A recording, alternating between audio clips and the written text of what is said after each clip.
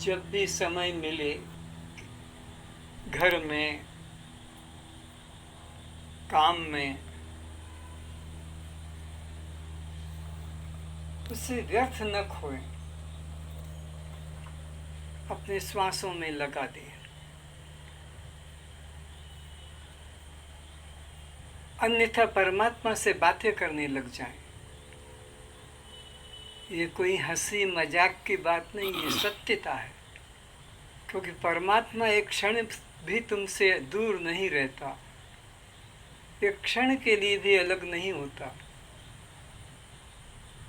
तुम देखते हो परमात्मा साथ होता है, तुम सुनते हो परमात्मा साथ होता है, तुम बोलते हो परमात्मा साथ होता है, तुम चलते हो परमात्मा साथ होता है, तुम खाते हो पीते हो परमात्मा साथ होता है। इतना साथ, इतना नज़दीकी कि कभी एक क्षण के लिए वियोग ही नहीं। उससे बातें करने भूल जाते हो, कहाँ कहाँ की बातें मन में लाते हो। कहीं इंग्लैंड, अमेरिका, हिंदुस्तान के कोने की, पाकिस्तान की, विदेश की, वहाँ तक की बातें जो कि तुम्हारे से कोई भी उनका संबंध नहीं है, और ये तो तुम्हारे साथ साथ है। इसके साथ बातें करना भूल जाते हो, इसका ध्यान ही भूल जाते हो। जिन तन दियो ताही बिसरायो, ऐसो नमक हरामी। नमक हराम कहते हैं उसको, जो तुम्हारे साथ साथ है, जन्म से मृत्यु तक तुम्हारे साथ है, जो कभी एक क्षण के लिए अलग नहीं होता, उसको भूल ही गए। बार बार कहने पर भी याद नहीं आती। जिसको कभी याद नहीं करना है उसे याद ही करते रहते हो। जो कभी भूलने का ही नहीं है उसे भूले रहते हो। जितनी देर यहाँ बैठ जाते हो, ये सत्संग नहीं है, ये सच्चर्चा है। सत्संग तो तुम्हारे साथ हो रहा है, पुस्तकों के साथ नहीं, शब्दों के साथ नहीं। ये मत सोचो 1 घंटा हम सत्संग करते हैं, करने जाते हैं। नहीं, सत्संग तो तुम्हारे को तुम्हारे साथ में होगा, तुम्हारे द्वारा तुम्हारे साथ होगा। वो बाहर की चीज़ नहीं है सत्संग, कि वहाँ गए और जाकर हमने कुछ सुन लिया, देख लिया। इसलिए हमेशा परमात्मा से जुड़े रहो। जुड़े तो हो ही, पर भूले हो, उस भूल को मिटा लो। तुम्हें अपने बेटे के बिना चैन नहीं पड़ती है, तुम्हें अपने पत्नी के बिना चैन नहीं पड़ती है, तुम्हें अपने पति के बिना चैन नहीं पड़ती है, तुम्हें अपने और बातों में, संसारी में चैन नहीं पड़ती है। परमात्मा के बिना कैसे चैन पड़ जाती है? कैसे तुम्हें भोजन अच्छा लगता है? कैसे तुम्हें पानी अच्छा लगता है? लड़का ना आए, कॉलेज गया है कि स्कूल गया है, लड़की ना आए तो खाने को मन नहीं लगेगा और कोई काम में मन नहीं लगेगा। बेचैन क्यों नहीं आया, क्यों नहीं आई पति या पत्नी। और परमात्मा के बारे में कभी बेचैनी नहीं होती। इसीलिए कहा कि जिन तन दियो ताही बिसरायो, ऐसो नमक हरामी।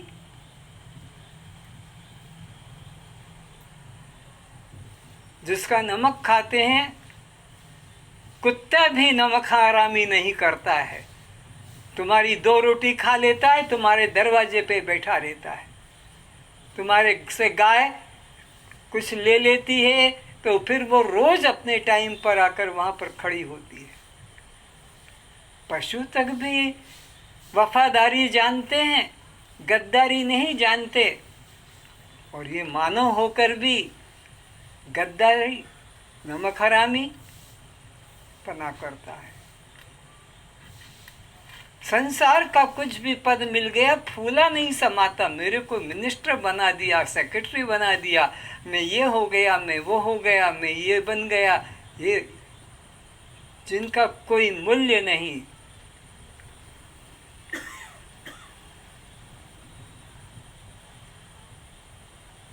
सभी अपने नेत्र बंद करें।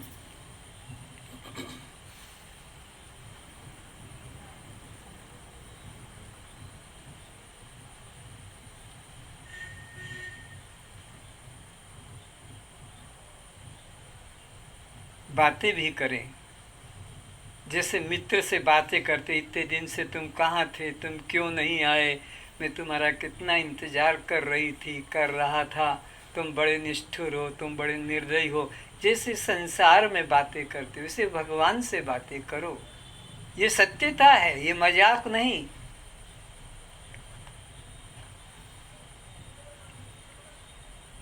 करके तो देखो।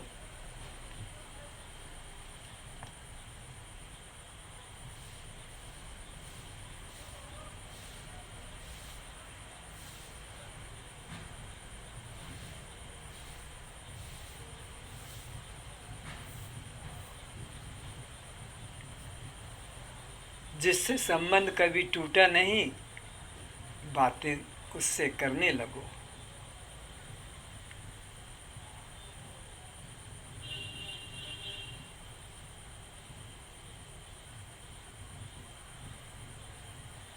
आज से नई दोस्ती शुरू कर लो, परमात्मा से नई दोस्ती, नया प्यार शुरू कर लो।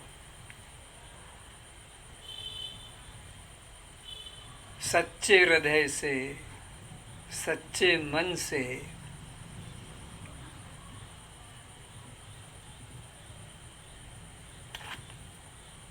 त्वमेव माताश्च पिता त्वमेव,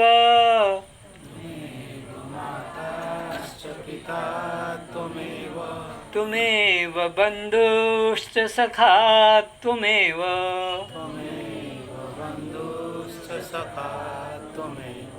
त्वमेव विद्या द्रविणं त्वमेव,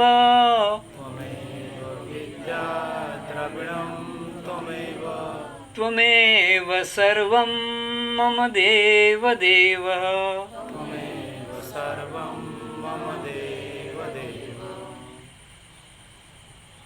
चरणों में झुक जाओ या हृदय से लगा लो, लज्जा नहीं।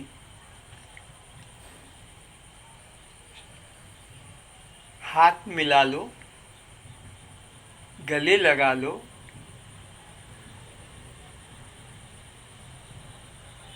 अपनी गोद में बिठा लो, उनकी गोद में बैठ जाओ। वो हमारी माँ है, बाप है, उनकी गोद में बैठने का हमारा अधिकार है।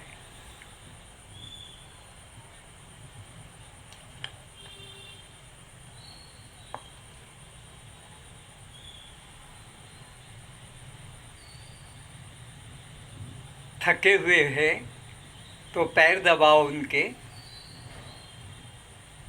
कहीं से आए हैं वो दूर से, ऐसा सोचकर पानी का गिलास दे दो, हाथ में शरबत है तो शरबत दे दो। अपने प्रियजनों से, संसारी लोगों से जैसा आप ऊपरी व्यवहार करते हो, दिखावे का, परमात्मा से ऊपरी व्यवहार नहीं, दिखावे का नहीं, आंतरिक है, परम सत्य है। ये पानी उन्हीं को तो पिला रहे हो, ये शरबत उन्हीं को तो पिला रहे हो, भोजन उन्हीं को करा रहे हो, ये कपड़े भी तो उन्हीं को पहना रहे हो, ये साबुन लगाकर नहला भी तो उन्हें ही रहे हो। जाते हो तो उन्हीं को तो साथ घुमाने ले जा रहे हो। अकेले तो तुम कहीं जा नहीं सकते, अकेले तुम कुछ कर नहीं सकते। ओह, कैसा अद्भुत प्यार है, कैसा अद्भुत संबंध है। कभी एक क्षण को भी दूर नहीं होते मेरे प्रभु, मेरे प्रभु। और तुम्हें ही बिसरा रखा था मैंने। कितना कितना अपराध किया। तुम्हें छोड़कर कहाँ शांति मिलेगी।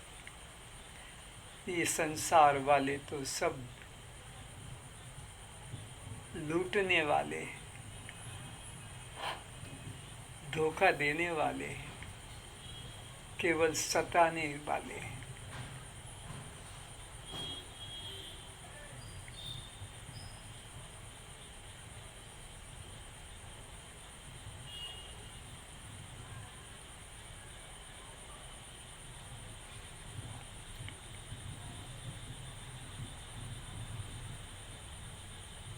गुरु वंदना करें। तैयारी हो हमारी। मन स्वच्छ, मन निर्मल और अपने इष्ट को, अपने प्रीतम को, अपने गुरु को सम्मुख सिंहासन पर बैठा हुआ देखें।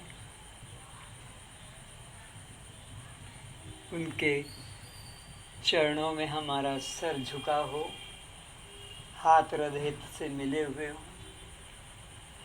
त्वमेव माता च पिता त्वमेव, त्वमेव माता च पिता त्वमेव, त्वमेव बन्धुश्च सखा त्वमेव, त्वमेव बन्धुश्च सखा त्वमेव, त्वमेव विद्या द्रविणं त्वमेव, त्वमेव विद्या द्रविणं त्वमेव, त्वमेव सर्वं मम देव देव, त्वमेव सर्वं मम देव देव, त्वमेव सर्वं मम देव देव, त्वमेव सर्वं मम देव देव। हे प्रभु, इस अधम को स्वीकारें, इस अधम को स्वीकारें, इसके अपराधों को क्षमा करें। इसके अपराध को क्षमा करें। आप दयालु हैं, आप करुणा सागर हैं, करुणा सागर, आप दीन बंधु हैं। आप दीन बंधु हैं। मैं आपकी शरण में हूँ। मैं आपकी शरण में हूँ। आप मेरे को दोषों से मुक्त करें दोषों से मुक्त करें और मेरी भक्ति को और मेरे भक्ति को सत्यता में प्रकट करें। सत्यता में प्रकट करें। ओम शांति शांति शांति। ओम शांति शांति। बोलो सद्गुरु देव की जय, सच्चिदानंद परमात्मा की जय। सभी अपने मंगल नेत्रों को खोले और श्रोताओं के रूप में विराजित सभी दिव्य पुण्यात्माओं को मेरा प्रणाम।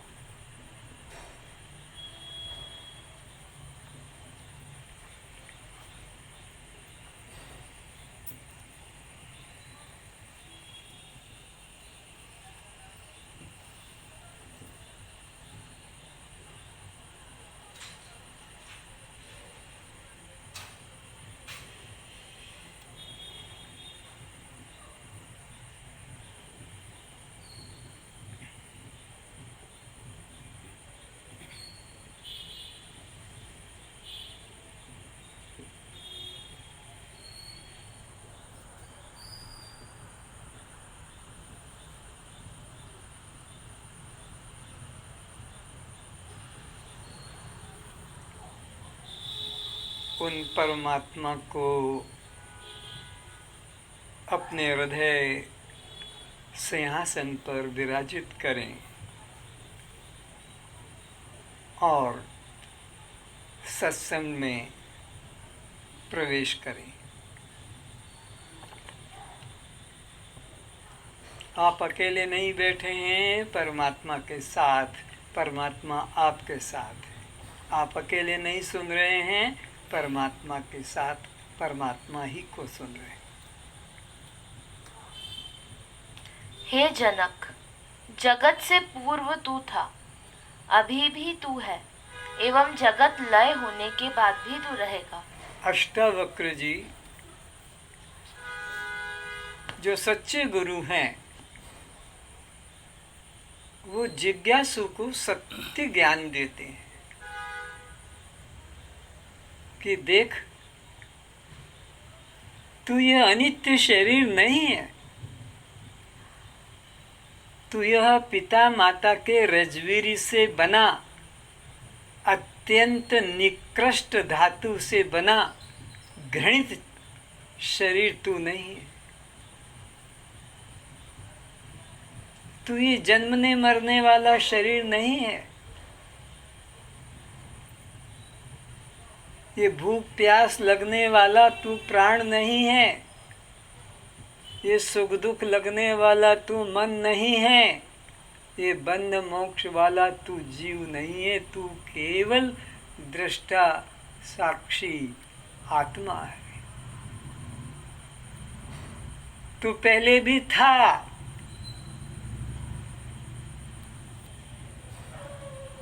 जब राम नहीं थे, कृष्ण नहीं थे,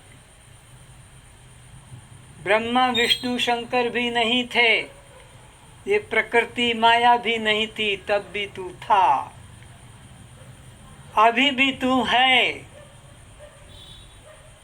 राम भी चले गए, कृष्ण भी चले गए, विष्णु भी चले गए, ब्रह्मा शंकर दुर्गा देवी ये सब होकर चले भी गए। तू अभी भी है और तू आगे भी रहेगा, क्योंकि तू सत्य है, तू नित्य है। सत्य का कभी अभाव नहीं होता, सत्य का कभी नाश नहीं होता, सत्य कभी दूर नहीं जाता, सत्य कभी रूठता नहीं है। संसारी रूठ जाते हैं, इनका स्वार्थ पूरा ना करो, सब रूठ जाएंगे। बाप बेटा, पति पत्नी, पुत्र मित्र, सब रूठ जाते हैं, सब स्वार्थ से लटके हुए हैं। लेकिन तू नित्य है,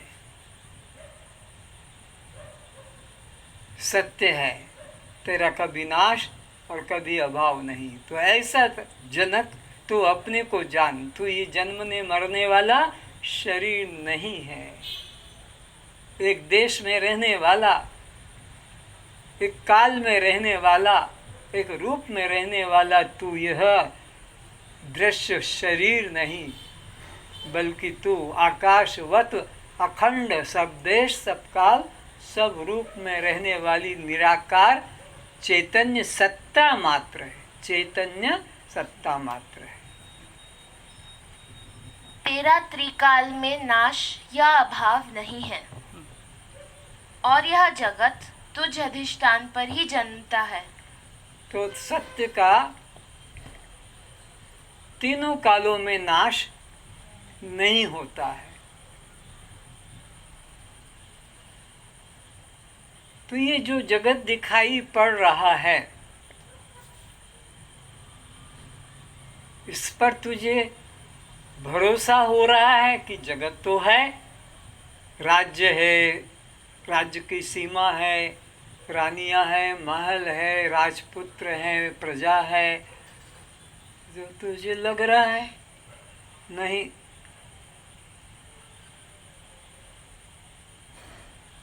ये तो सब ऐसे हो रहे हैं तेरे आँखों में, जैसे कि मंद अंधकार में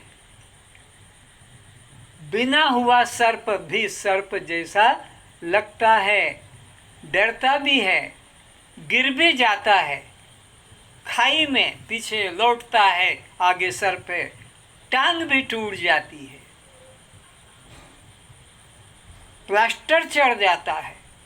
डॉक्टर पूछे कैसे हुआ एक्सीडेंट, तो शर्म आएगी बोलने में कि क्या बताऊं, बिना हुआ सर्प ने मुझे धक्का देकर खाई में गिरा दिया।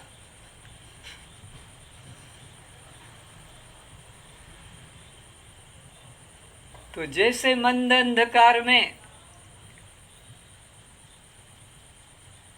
वो रस्सी में ऐठन होती है, ऐसा वो पड़ा है टुकड़ा, लंबा भी है, कुछ मोटाई भी है, बट है तो लगता है ये सांप है, क्योंकि सांप का कुछ कुछ लक्षण मिल गया। लंबाई भी है, टुकड़ा है 2 फीट का, 4 फीट का, गोलाई मोटाई भी है, आधा इंच 1 इंच की ऐठन भी है। जब प्रकाश कर दिया जाता है तो फिर वहाँ सर्प नाम का कोई चिन्ह भी नहीं रहता है। तो जैसे मंद अंधकार में रस्सी में सर्प का भ्रम होता है और रस्सी के ज्ञान हो जाने से वो भ्रम टूट जाता ठहरता है। बोलो। नहीं। इसी प्रकार मंद ज्ञान से, क्योंकि थोड़ा तो ज्ञान है, मैं हूँ, ये सामान्य ज्ञान तो है, पर मैं दृष्टा साक्षी आत्मा हूँ, ये विशेष ज्ञान नहीं। तो यह मैं हूँ ऐसा बोध तो है, लेकिन मैं क्या हूँ ये बोध नहीं। इस कारण से ये जगत तुमको भिन्न रूप से भासित होता है। जब सद्गुरु की कृपा से तुम्हें अखंड सत्ता का, चेतन सत्ता का, आत्म सत्ता का बोध जग जाता है, तो ये जगत ऐसे ही तुम्हारे मन से निकल जाएगा जैसे प्रकाश होने से रस्सी स्थान में अब सर्प की प्रतीति नहीं होगी। तो हे राजन, एकमात्र तू ही सत्य है, ये जगत सत्य नहीं है। अधिष्ठान का अज्ञान ही से अध्यस्त की प्रतीति होती है। फिर बोलो। अधिष्ठान के अज्ञान से ही, अधिष्ठान के अज्ञान से ही अध्यस्त की भ्रांति होती है। अध्यस्त की भ्रांति होती है। अधिष्ठान का ज्ञान होने से अधिष्ठान का ज्ञान होने से अध्यस्त भ्रांति निकल जाती है। अध्यस्त भ्रांति निकल जाती है। तो अधिष्ठान कौन है, अध्यस्त कौन है, समझे। जिसके सहारे से भ्रम प्रतीत होता है, उस मूल वस्तु को अधिष्ठान कहते हैं। तो यहाँ पर क्या है, मूल वस्तु रस्सी का टुकड़ा। अगर वो ना होता तो वहाँ सर्प का भ्रम, सर्प का भ्रम तब हुआ जब वहाँ रस्सी का टुकड़ा, तो जिसके सहारे भ्रांति की प्रतीति होती है उस मूल वस्तु को अधिष्ठान कहते हैं। और अधिष्ठान के अज्ञान से जो प्रतीत होता है उसको अध्यस्त कहते हैं, और अधिष्ठान के ज्ञान से जो चला जाता है उसे अध्यस्त कहते हैं। तो यहाँ क्या है, आत्मा अधिष्ठान है, और ये जगत क्या है, रस्सी में सांप की तरह ये जगत है। आत्मा में जगत कैसा आया है, जैसे रस्सी में, तो वो क्या यथार्थ है, वो यथार्थ है। लेकिन यथार्थ क्यों लगता है, मंद अंधकार के कारण। तो ऐसे ही तुम शरीर हो, जन्मे हो, मरे हो, ये यथार्थ नहीं है, पर यथार्थ क्यों लगता है कि तुम आत्मा हो, इसका तुम्हें बोध, आत्मा का बोध हो जाएगा कि मैं आत्मा हूँ, मैं चैतन्य हूँ, ये बेहोश होने वाला, मूर्छित होने वाला, मरने वाला यह जड़ शरीर में नहीं हूँ। तो अधिष्ठान के अज्ञान से अध्यस्त भ्रांति होती है। इस बात को पक्का कर लो। किसके अज्ञान से अध्यस्त की प्रतीति होती है, अधिष्ठान। अधिष्ठान के अज्ञान से अध्यस्त की प्रतीति होती है। तो यहाँ रस्सी सर्प में कौन अधिष्ठान है, कौन अध्यस्त है, बोलो। रस्सी अधिष्ठान है। रस्सी अधिष्ठान है, क्योंकि वो न होती तो सर्प का भ्रम, तो सर्प क्या कहलाएगा, वो अध्यस्त क्यों कहलाएगा, क्योंकि अधिष्ठान के ज्ञान से वो अदृश्य हो जाएगा। ठीक इसी तरह अब आत्मा में और जगत में कौन अधिष्ठान कौन अध्यस्त होगा? आत्मा अधिष्ठान है, क्योंकि अगर आत्मा यानी चेतन न हो तो शरीर की प्रतीति, और एक मुर्दा पड़ा है उसको अपने रिश्तेदार दिखेंगे? बोलो, मुर्दा अभी अभी तो बातचीत कर रहा था, प्राण निकल गया, उस तुम उसके आसपास बैठे हो, वो तुम्हें पहचानेगा? बोलो, क्यों? चेतन के बिना। तो चेतन आत्मा का अज्ञान है, अधिष्ठान चेतन आत्मा का, इसलिए अध्यक्ष की प्रतीति, शरीर की प्रतीति या जगत की प्रतीति हो रही है। जब आत्मा अधिष्ठान का ज्ञान हो जाएगा, जगत है ही नहीं, तीन काल में हुआ ही नहीं। वशिष्ठ जी राम जी को बार बार कहते, हे राम, जगत तीन काल में हुआ ही नहीं, न पहले था, न अभी है, न आगे होगा। जगत को तो मैं तब मानूं, राम कह रहे, जगत को मैं तब मानूं जब बंध्या स्त्री का पुत्र खरगोश के सींग का तीर बनाकर और इंद्र धनुष को बनाकर और गगन पुरुष को मार डाले। कैसा राम जी प्रमाण दे रहे हैं कि ये जगत हुआ है। मूर्ख लोग कहते जगत जगत, लेकिन जगत तीन काल में हुआ ही नहीं, न पहले, न अभी, न आगे होगा। और जगत हुआ है तो तभी मैं मानूंगा कि बंध्या स्त्री का पुत्र और वह इंद्रधनुष को लेकर खरगोश के सींग से तीर बनाकर और गंधर्व पुरुष को मार डाले, तो मैं मानूंगा कि संसार हुआ है। तो ये कोई मुश्किल काम है क्या? असंभव अरे है। इंद्रधनुष को लेकर और खरगोश के सींग का तीर बनाकर और बंध्या स्त्री का पुत्र उसको मार दे, इसमें क्या मुश्किल है? असंभव है। वो सरल है ना। बोलो, असंभव, असंभव, क्योंकि बंध्या स्त्री का पुत्र, बोलो, है वजन उमर नहीं, तो फिर इंद्रधनुष पे खरगोश के सींग को तीर बनाकर गगन पुरुष को मार सकते हैं? ये नहीं, क्या बात बताइए, असंभव बात है। ये राम भगवान के वचन है और तुम्हें जगत सत्य लगता है, क्योंकि तुम्हारी दृष्टि अधिष्ठान पर नहीं है, अध्यक्ष पर ही है। यह जगत तुझ अधिष्ठान पर ही जन्मता है। किसके ऊपर ये टिकता है या किसके सहारे जन्म लेता है? मुझ ये अधिष्ठान। जगत, इसका आधार कौन है? मुझ अधिष्ठान। आत्मा। हे जनक, तुझ अधिष्ठान आत्मा के सहारे ये जगत प्रतीत होता है। अगर तू न हो तो ये जगत भी नहीं, रस्सी का टुकड़ा न हो तो सांप नहीं, मरुभूमि न हो तो जल की प्रतीति भी न। तुझ में ही जीवित रहता है और तुझ में ही लीन हो जाता है। तो ये संसार किसमें उत्पन्न होता है, किसमें यह जीवित रहता है और किसमें ये लीन होता है?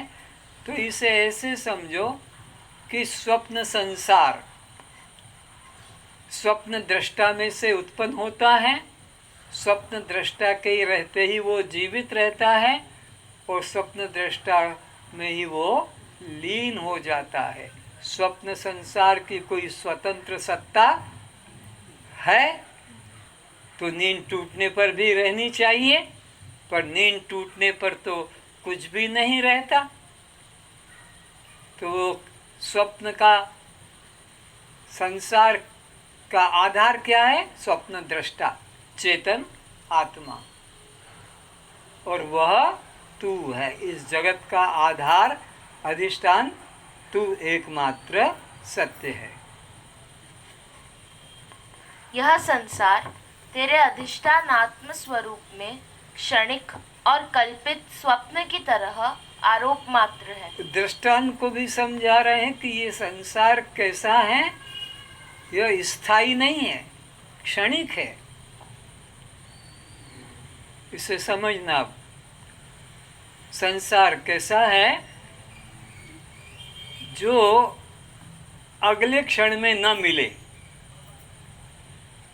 अगले क्षण में जो खोजने से न मिले, वो संसार ऐसा क्षणिक है।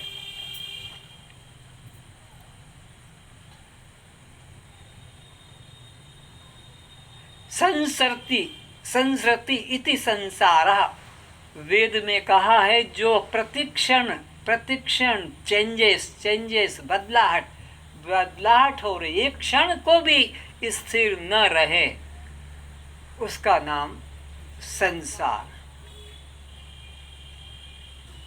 जैसे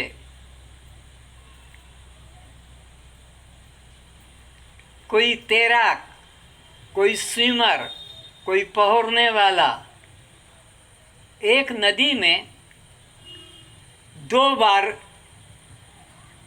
डाई नहीं मार सकता, 2 बार कूद नहीं सकता। एक नदी में कितना भी बड़ा तैराक हो, और तुम कहते हो मैं रोज 5 बार कूद कर आता हूँ या 5 डुबकी लगा कर आता हूँ। झूठ झूठ। नदी कहते हैं जल के प्रवाह को, कि स्थिर रहने को।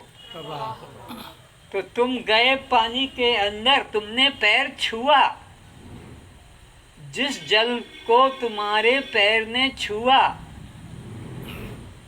उस जल को तुम्हारा सर नहीं, और ऊपर का अंग नहीं छू पाएगा, सर तक नहीं भीग पाएगा। उसी जल में तुम्हारा पैर डूबे, जिस नदी के जिसने जल में तुम्हारे पैर डूबे, तुम्हारा सर कभी नहीं डूब पाएगा। क्यों? कि जहाँ तुमने पैर रखा वो पानी वहीं रहेगा कि आगे बढ़ जाएगा? बोलो, आगे बढ़ जाएगा। तो तुम जब सर तक डूबोगे तो वही नदी होगी कि बदल जाएगी? तो एक व्यक्ति दूसरी बार नदी में कूदने जाता है तो वो नदी भी दूसरी होती है, क्योंकि पानी वो तो 10-15 मीटर आगे चला गया। तुमने जब बाहर निकल के फिर गोता मारा तो वही रहेगा, वो तो निकल गया। अब उधर की बात छोड़ो, इधर की बात करो। ये शरीर भी जो पहली बार डूबने गया वो निकल कर नहीं आता है, निकल कर दूसरा ही आता है, क्योंकि ये शरीर हर क्षण बदल रहा है। तो जो गया वो बाहर नहीं आया, बाहर दूसरा आया।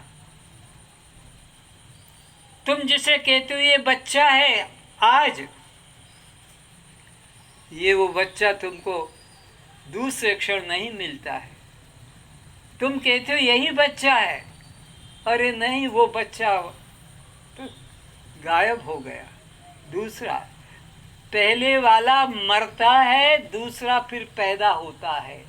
बालक मरता है तब किशोर पैदा होता है, किशोर मरता है तो जवान पैदा होता है, जवान मरता है तो प्रौढ़ पैदा होता है, प्रौढ़ मरता है तो बूढ़ा पैदा होता है, और बूढ़ा मरता है तो फिर बच्चा पैदा होता है। तो ये स्थायी नहीं है, हर क्षण बदल रहा है, बदल रहा है। तुम जो दाढ़ी बनाते हो और देखते रहते हो, रेजर मारते रहते हो, फिर उल्टा भी रेजर चलाते हो कि अरे इधर भी, लेकिन 5 मिनट बाद देखो तो फिर खूंटियां आ जाती। लेकिन तुमने जब चुर्र किया तब सुर्र करके बाहर आता। तुम चुर्र करते हो, वो सुर्र करके बाहर आता ही है। वो उसको इंतजार नहीं करना पड़ता है कि 1 घंटे बाद या 6 घंटे बाद शुरू करूंगा। तुम सुबह शेविंग करो, 2 बजे तक देख लो हाथ लगाकर, संध्या तक देख लो क्या होता है। तो हर क्षण बदल रहा है। बात समझने की क्या है, ये तुम्हारा शरीर भी बदल रहा है, नदी का पानी भी बदल रहा है, लेकिन एक तत्व ऐसा है जो कभी बदलता, चाहे बचपन हो कि किशोर हो कि युवा हो कि प्रौढ़ हो कि वृद्ध हो, कुछ भी हो, वो बदलता वो अचल है, अडोल है, और वह ही है जनक तू स्वयं है। ये तू बदलने वाला शरीर नहीं है, ये तो हर क्षण बदल रहा है। बात समझ में आ रही है भाई मेरे? कुछ अंदर उतर रहा है कि ये बात सत्य है कि यहाँ सब बदल रहा है। जो इस क्षण है वो अगले क्षण नहीं होगा। घड़ी का सेकंड का जो निडिल